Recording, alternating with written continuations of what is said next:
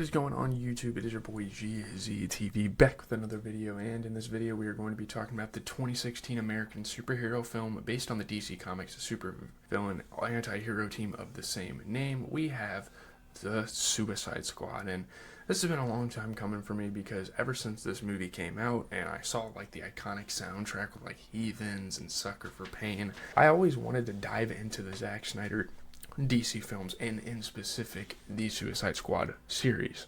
And I know that these movies don't always have the best critical reception, they still intrigued me, so here we are, one of three, the first of three Suicide Squad movies, and boy oh boy, I can't wait till next week because although this is already shaping out to maybe not be the greatest series franchise ever, I still have quite a bit of fun with this movie, so let's get into it. I mean, Margot Robbie and Will Smith on the same screen, that is unbeatable. Those two did great in this movie.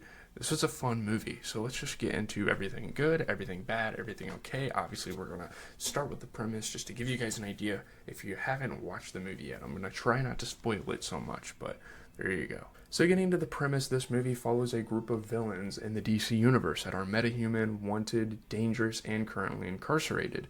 They are assembled together by a U.S. intelligence agent to complete a top-secret mission with promises and contracts for everyone. Now armed with government weapons, Deadshot played by Will Smith, Harley Quinn played by Margot Robbie, Captain Boomerang, Killer Croc, and other despicable inmates must learn to work together. I don't really know who played those other characters. They're not really that major, I guess. They're not like huge actors or actresses. Dubbed Task Force X, the criminals unite to battle a mysterious and powerful entity, the Enchantress, who has taken over the body of archaeologist June Moon, who is a love interest of the colonel of for the mission, Rick Flag. And meanwhile, the diabolical Joker, played by Jared Leto, I think this was like our introduction to this interpretation, this adaptation of Joker. He launches an evil agenda of his own. So it's a pretty unique movie for that, the simple fact that there are two villains, there's two bads really. Will the mission be complete, or will Joker or the Enchantress or both win the day? That's kind of what you have to watch on to find out. If you hear something that's even hinting at a spoiler, I do not mean it. You can skip ahead in the video. I'm not trying to spoil movies for anyone, but sometimes it kind of comes off as that. So let's get into the good. So getting into the good, there's quite a bit of good things I can say about this movie. The action was a lot of fun in this movie, and it just sort of breaks the mold of traditional action, just starting off here first.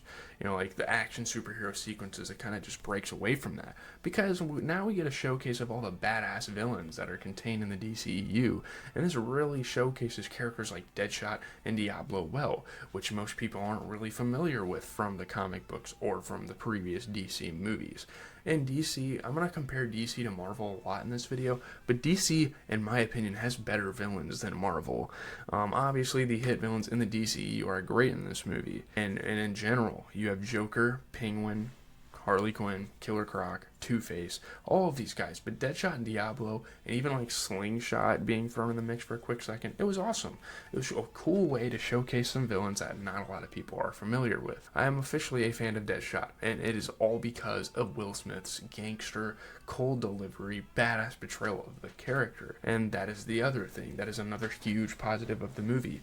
Will Smith and Margot Robbie just stole the show here. They did a fucking great job with these characters. They did a great job of really carrying the movie forward, because let's be honest, besides the villains, no one else was really that interesting. Like Amanda Waller wasn't interesting, Rick Flag was kind of interesting, obviously Batman made a couple appearances in this movie, which was pretty cool, but you get Margot Robbie with like this teenage energy and like these cute little lines as Harley Quinn. It was awesome, and Will Smith did a good job of kind of contrasting that with a more brute character, and I think these two had great chemistry in that respect, because they can be two completely different characters but still mesh together in this movie really well. I swear to you, no one will ever play Harley Quinn like Margot does. I mean, that woman is amazing as an actress. She's great.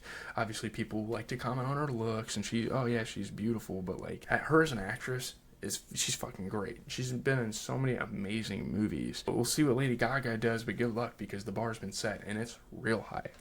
And this is something that I value in this cinematic universe, the villains.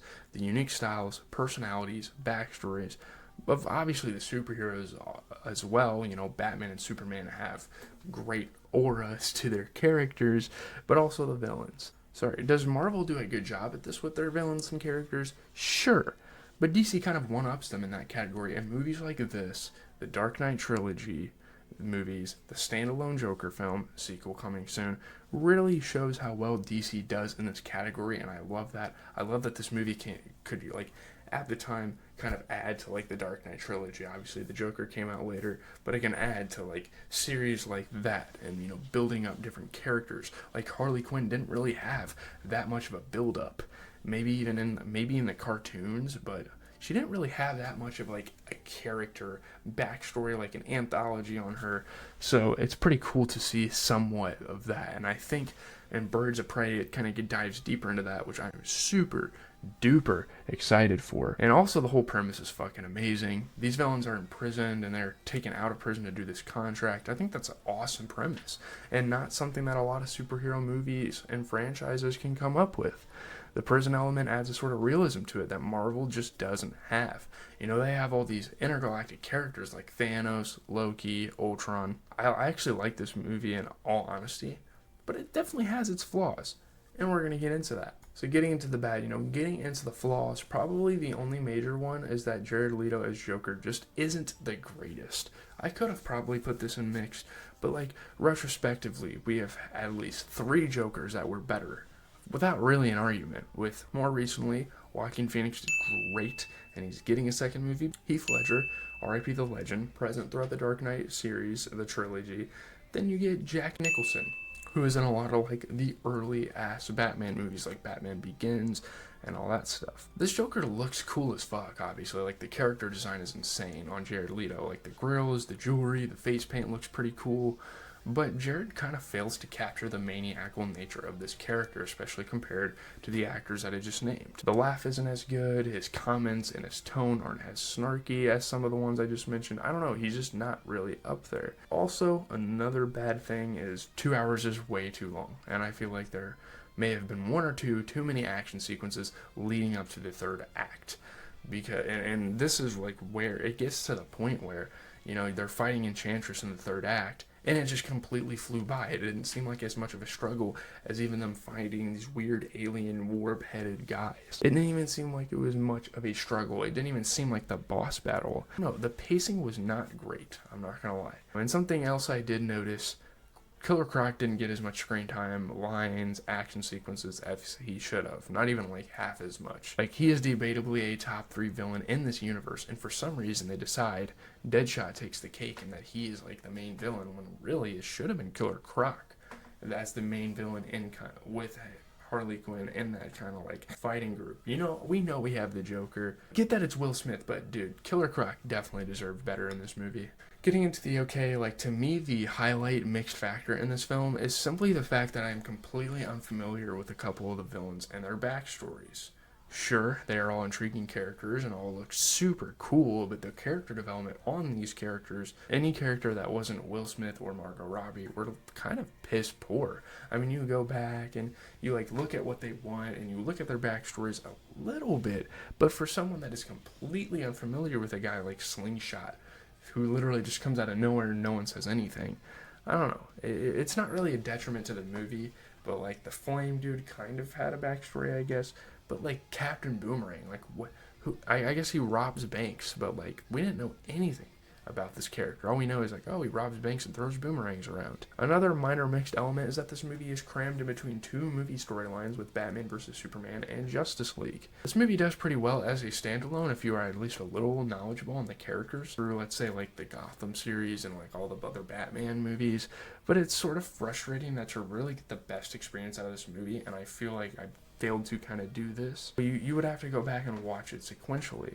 There's also sort of a knock I have with Marvel. Both cinematic universes do this. They put a movie in between 2 huge storylines and they make you go back and check out all the movies. No one has the time to go back and marathon through 40 plus hours of content just to get back up to speed. I'm not a huge fan of Marvel or DC doing that. Let's get into the review. So getting into the review, I know this, pull up the tier list. I know this may not be the most serious, kick-ass action movie or comic book film that you have ever seen, but man, I had a blast. This was an extremely fun experience for me to sit back, relax, and watch a movie like this. Sure, 2 hours for this concept, for the sake of the concept, is a bit lengthy. I was invested most, if not all, the villain characters through their past, their personality, their moves. Was there a little filler? Was there a little extra action sequences? Yeah, but it's such a fun time. It isn't necessarily like a DCEU grail, but I definitely enjoyed it. It satisfied my need in a Suicide Squad movie, and especially with the Joker involved. They did a good job of kind of balancing that, not making the Joker like steal the show, but also, make his character known. And honestly, I would love to see more of him in this series. I know that Jared Leto isn't the best Joker in the world, but for the case of this little realm, this little adaptation of the DCEU, he's great in it. So bring it on, man. They did a great job at, actually balancing Enchantress and the Joker as well. So with that being said, I'm going to give it a 7.6 out of 10. So that is going to do it for the video. 7.6 out of 10. It is satisfactory enough. It's good. Like, I would say this is a good movie. Once you get to the sixes, or once you get into the sevens, it's a good movie to me. I know I'm lagging a little bit. Pardon me. We are about to end the video, so just be a little patient. We're going to get this video posted somewhat soon. I gotta go to my friend's birthday dinner tonight, and I have about an hour to kind of start editing on this before I go to lunch. I got classes, homework, it's the school year. I want to try to get some stuff going for you guys, though. We're doing I know it's kind of boring, but a episode review tomorrow, so peace out.